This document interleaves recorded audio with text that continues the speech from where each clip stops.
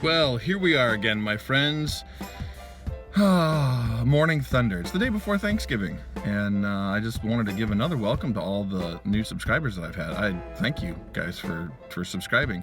It's been a while since I've done one, of course. I didn't do a BlizzCon one at all, which I totally forgot about, because I'm honestly, even though it's been a couple weeks since BlizzCon, I'm still kind of riding the high. It was really, really cool. So I need to do a special BlizzCon edition here. I've got to get some of the videos and stuff that I took off my PC, get them over to a Mac and edit the thing and blah, blah, blah. It's just taking too much time. Honestly, the way that life has been lately, it's been a pretty low priority. Those of you who've watched some of my videos, you've seen that we've been struggling with my wife's ovarian cancer. Things are definitely better. She's definitely on the mend. She's definitely improving, although it's still tough. I mean, she's in a second round of chemotherapy. It hasn't gone exactly like we wanted. It's really hard on our system. They use kind of a different method with this second round of chemotherapy. She has two ports. One that's up here on her shoulder, that's called a portacath. It's a port and catheter. It basically has a catheter that runs into, yes, a catheter is more than for just peeing. The catheter runs into a vein, here in one of the major veins in her neck. And so when they do the infusion through the portacath, it's getting through her vascular system, and the chemicals are doing what they're supposed to do there. But she also has one that's down just under her rib cage that they call an intraperitoneal port. And that also has a catheter, but that catheter ends basically in her abdominal cavity, and it's intended to bathe the abdominal cavity in the chemicals. So, of the two medicines that they use for this kind of treatment, for the initial round of chemotherapy, they had two different kind of medicines. She got one that was only once every 3 weeks, and then there was one kind that she had every week, and that was over the span of 9 weeks. So for this new regimen, she gets two medicines every 3 weeks, but one of the meds was replaced with another that's kind of sort of in the same family, and it's like 1,000 times stronger. And so the idea is that the abdominal cavity is bathed in this strong chemical that kills anything at the microscopic level, but it also makes people really sick. And my wife has really been struggling with that. And so every time we go for an infusion where she's going to get two medications, it is something that I know is going to end up making her sick. And it's just nausea, and then she gets dehydrated on top of it, because when you're nauseated, who wants to drink a bunch of stuff? But she needs to. So both times that she's had to have this really strong medication or chemical, she's had to end up going to the doctor's office to get hydrated, which basically means they hook her up to an IV, give her a liter of saline fluid, help her system, get full of liquid, and then they release her. So it's been really tough on her. This last one that happened a week ago, Monday, just really messed with her. So we ended up going to go see her doctor, again, who I've talked about in the other videos, is amazing. And he said, I'm going to switch back to the old regimen because this new one is just too tough on your system. And it turns out that about 60% of women don't finish that particular regimen. They go back to doing what we had been doing. So it's a good thing. I'm not sad about it, and the doctor wasn't panicked, and he's not concerned about her, her chances of recovery or anything like that. Thank God that he had sympathy on her and took pity on her and switched her to the other method. But it worked so well on her that I'm not really worried. Okay, that's not entirely true. I am worried. I'm worried that by switching to a different regimen, that it's going to be less effective. And that's not what I want. And I just realized that I am wearing this stupid Bluetooth thing, and that my voice might be muffled after all of this. So I'm going to pause, and I'm going to check the volume and see if you can actually hear me, or if I have to re-record this.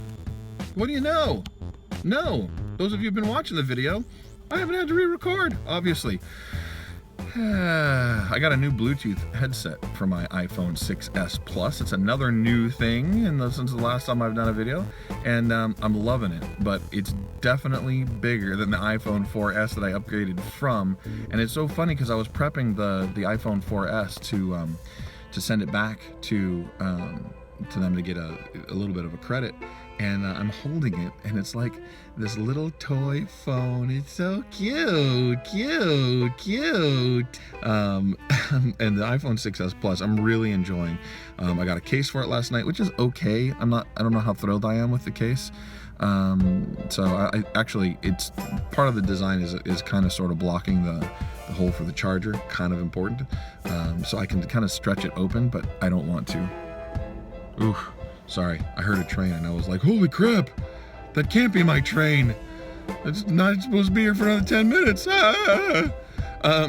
So it's just a freight train or an Amtrak. I don't know if you heard that or not. Anyway, so I was talking about being worried earlier, and then I talked about this technology. Let me wrap up technology. The case, it's okay, but I don't really want to stretch open the rubber at the edge of the case every time I want to plug in the port, the charging port.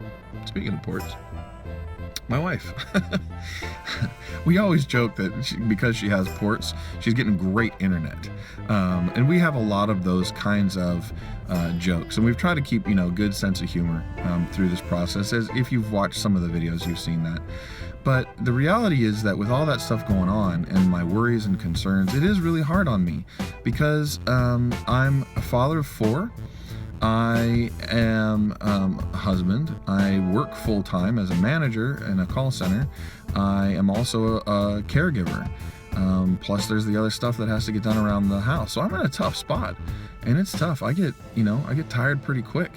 And sometimes I just want to hide. I'm not going to lie. I'm a social guy.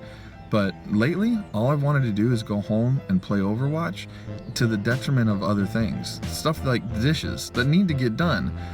But I just don't care because I'm so fried and I'm so burned out sometimes. And I, like I've said in other videos, I'm really trying to take care of myself. Being able to go to BlizzCon was great. Some of the other social things that I've done have been excellent.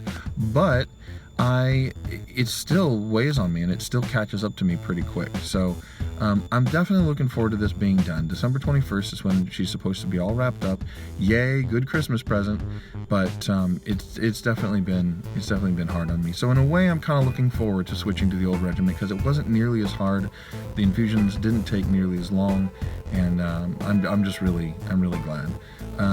But that being said, since tomorrow's Thanksgiving, it is an interesting time to give thanks and to talk about the things that have gone well and the things that I am grateful for. And that could be a pretty long list. Despite the crap that's in life right now, there's a lot of other things that are going really well. The fact that she has an amazing doctor. The fact that my family is doing so well through all of this. My kids have been total troopers. The things that we've seen, just from a religious perspective, since we are religious, have also been awesome. Being able to see some of our faith confirmed, some of the things that we believe, panning out. It's been really good. Family and friends have totally banded together to support us. The support of you guys, my YouTube community, you guys have been incredible. I really appreciate it. Friends who've hooked me up with BattleNet, gift cards and stuff so that I can, buy heroes for Heroes of the Storm or whatever. That kind of stuff has been incredible. And you know who you are, and I can't tell you how much that means to me. Those are incredible. So there's a lot for me to be thankful for. Despite everything else. So I guess at the end of this video, now that we've come to the end, I want to encourage you that even if you're going through crap, there's always stuff to be thankful for. Even if it's just the breath that's coming in and out of your lungs, or a gorgeous crisp fall day like today, or other things, that are going on in your life. Sometimes we get caught up in negativity and being frustrated about things that aren't going the way that we want. But there's a lot of stuff to be thankful for. So on this day before Thanksgiving, I encourage you, give thanks. Thanks for watching, guys. Another thing to give thanks for. I really appreciate you watching. Thanks for subscribing. Follow me on Twitter at Voice of the Big JB. You can follow me on Twitch at Stream the Big JB, and hopefully I'll be doing some more streaming there. very soon and over this weekend. I hope you guys have a great Thanksgiving. I'll talk to you afterwards, hopefully with some BlizzCon stuff. Keep watching. Talk to you soon. Bye-bye.